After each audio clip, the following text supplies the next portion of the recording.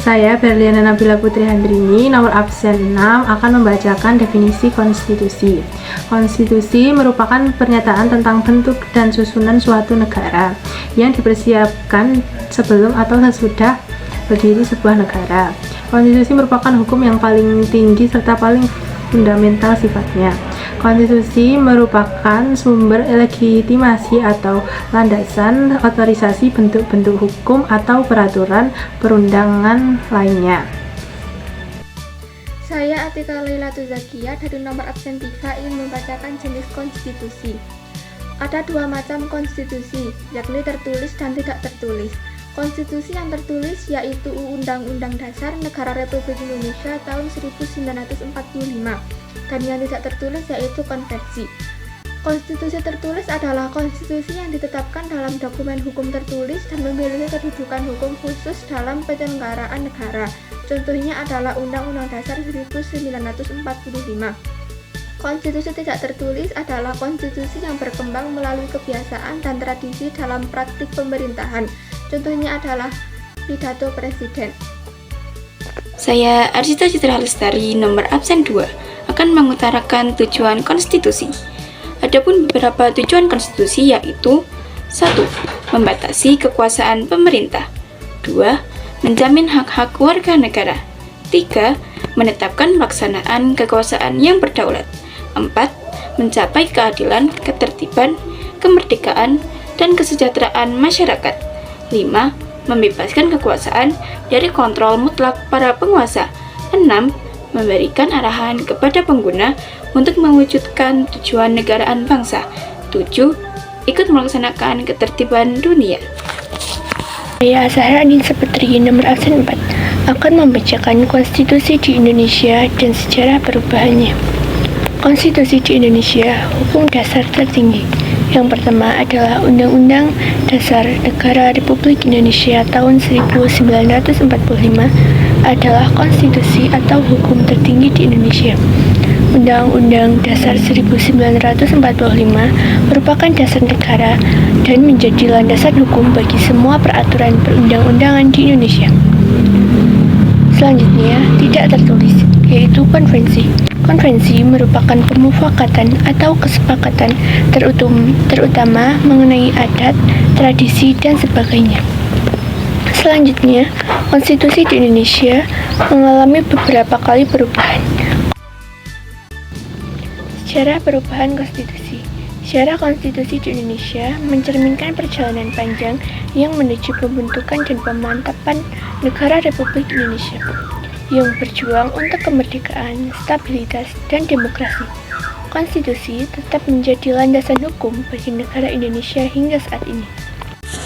Saya Al-Makfira Masur Logiana, nomor absen 1, akan membacakan sejarah perubahan konstitusi. 1. Masa kemerdekaan pada tahun 1945.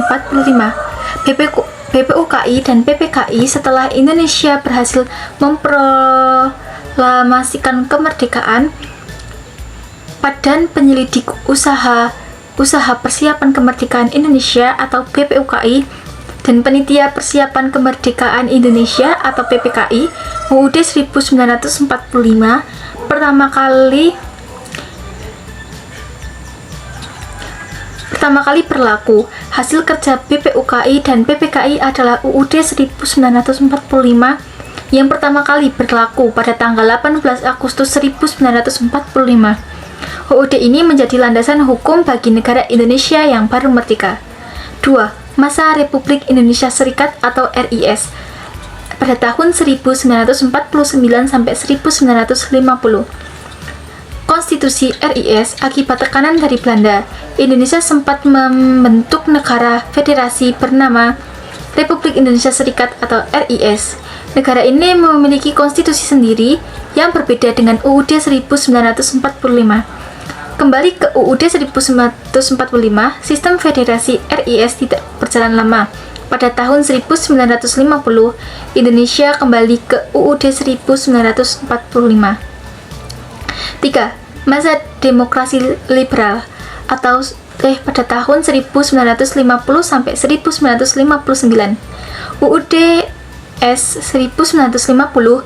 Selama periode ini, UUD 1945 mengalami beberapa perubahan dan dikenal sebagai Undang-Undang Dasar Sementara atau UUDS 1950. Sistem pemerintahan yang diterapkan adalah demokrasi liberal, di mana partai politik memiliki peran yang sangat kuat. 4. Masa demokrasi terpimpin pada tahun 1959 sampai 1965. Kembali ke UUD 1945, Presiden Soekarno membubarkan parlemen dan kembali memberlakukan UUD 1945 secara asli dan murni. Sistem pemerintahan yang diterapkan adalah demokrasi terpimpin, di sana kekuasaan terpusat pada presiden. 5. Masa Orde Baru pada tahun 1966 sampai 1998. UUD 1945 tetap berlaku selama masa Orde Baru.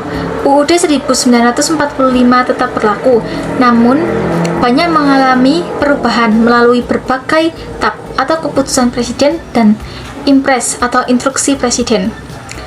6. Masa reformasi pada tahun 1998 sampai sekarang. Amandemen UUD 1945 setelah runtuhnya Orde Baru, UUD 1945 mengalami beberapa keamandemen untuk memperbaiki berbagai kelemahan dan menyesuaikan dengan perkembangan zaman.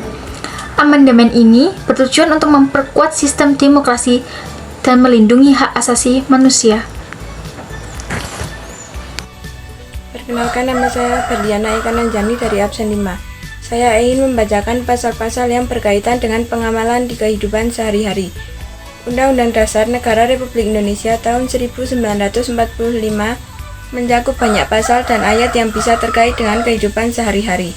Berikut ini beberapa contoh pasal yang relevan. Yang pertama, pasal 27 ayat 1. Segala warga negara bersamaan kedudukannya di dalam hukum dan pemerintahan, dan wajib menjunjung hukum dan pemerintahan itu dengan tidak ada kecualinya. Pasal ini mengajarkan pentingnya kesetaraan di depan hukum dan kewajiban setiap warga negara untuk menaati hukum dalam kehidupan sehari-hari. Yang kedua, pasal 28A. Setiap orang berhak untuk hidup serta berhak mempertahankan hidup dan kehidupannya. Pasal ini menggarisbawahi hak asasi setiap individu untuk hidup dan berusaha mendapatkan kesejahteraan. Hal ini penting dalam mengingat pentingnya menghargai kehidupan diri sendiri dan orang lain. Yang ketiga, pasal 30 ayat 1. Setiap warga negara berhak mendapat pendidikan. Pasal ini menunjukkan pentingnya pendidikan yang merata untuk seluruh warga negara sebagai dasar dalam membangun kemampuan individu dan masyarakat. Pasal-pasal ini bisa dijadikan acuan dalam mengamalkan nilai-nilai konstitusi dalam kehidupan sehari-hari, baik dalam hubungan antar individu, pendidikan, hingga partisipasi dalam perekonomian.